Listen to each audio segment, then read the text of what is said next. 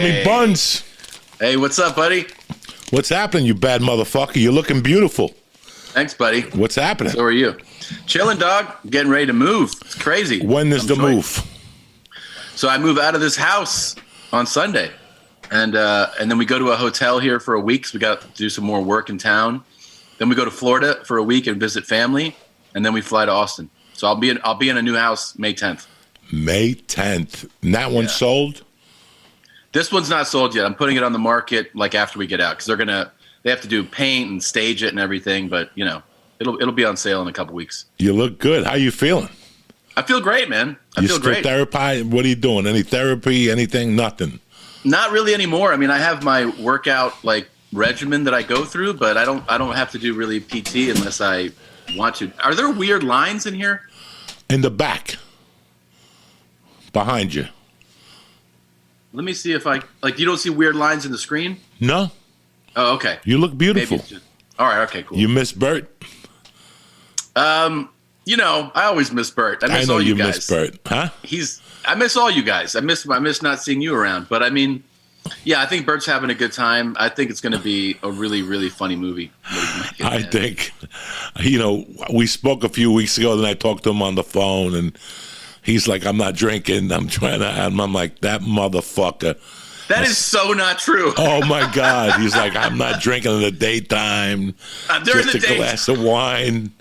I'm like, he looked good. You know, we're all looking good. I mean. Yes. And he did, because, you know, leading up to leaving, he was working out a lot. And it was funny because he's like, I'm working out 6 days a week. And he goes, I haven't not only not lost weight, I've gained weight. And I was like, how? But then you just know that the way he eats and drinks, it's like there's no eats chance. Good. What people don't understand is that you eat well. Yeah. But you have no idea how much sugar there is in alcohol. Yeah. You have no idea until you get off alcohol.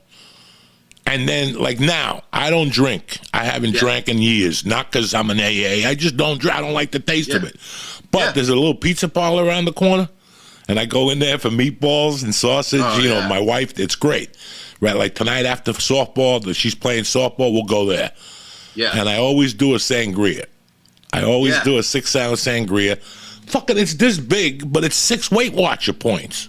Oh, yeah, man. Just for a little fucking glass. So there's guys like him. He's that. So a lot of times whenever I'm fat and I'm trying to lose weight, people always they don't know me. They'll be like, you should cut back on your drinking. And I'm like, yeah, I don't drink, man. I mean, I'm not totally sober, but I don't regularly drink. And they're like, oh. And I go, that mentality would work for a Bert.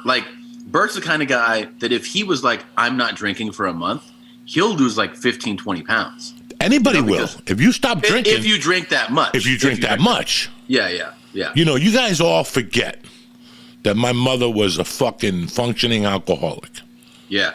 And I saw her lose weight and put on weight. You know, she opened up with a Heineken with tomato juice. That's how it started. Who does that? Yeah. That's savagery. In the morning, a Budweiser, a Heineken in tomato juice. That was her appetizer. Ooh, and then but she's high functioning. She's running a business. Yeah, she's running a business. She's thinking. She's numbers. But I saw what a functioning does. And I saw when she closed the bar, she just ballooned up. Really? That walking back and forth behind the bar was her fucking exercise. Yeah. 8-10 hours a fucking night behind the bar. Oh, yeah. Once she stopped, she ballooned up. She ended up in the hospital, and they told her to stop drinking. So I am, right now, during this whole pandemic, I got a couple confessions to make there.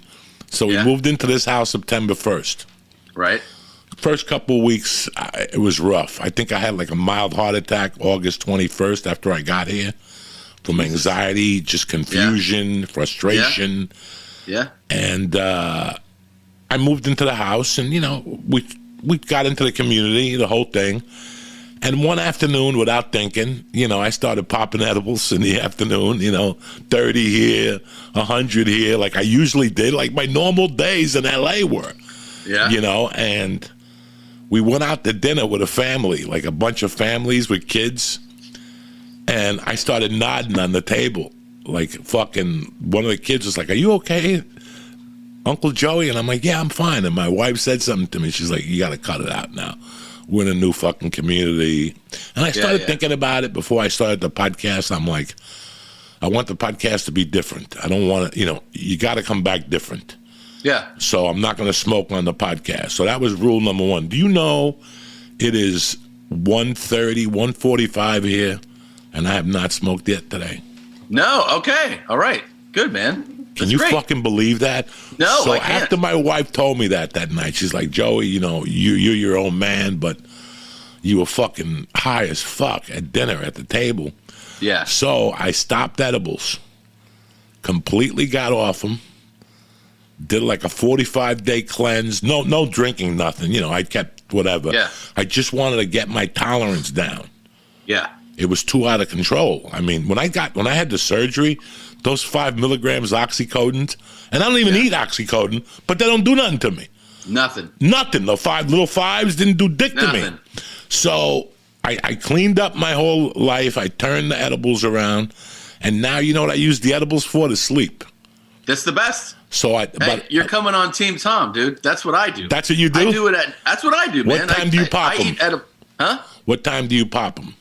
So if I'm doing it right, ideally I would like to do it like 90 minutes before I want to go to sleep. Perfect. That's the perfect time, because then you feel it, you get the buzz, and you're like, and if it's if it's the right dosage, you're like, oh yeah, you're watching something, you start to fade out, go to bed. I don't like taking it too close to when I go to bed, because then I'm like, oh, it messes it up. I like it. So if I want to go to bed like at 11, I'll try to take it like 9:30.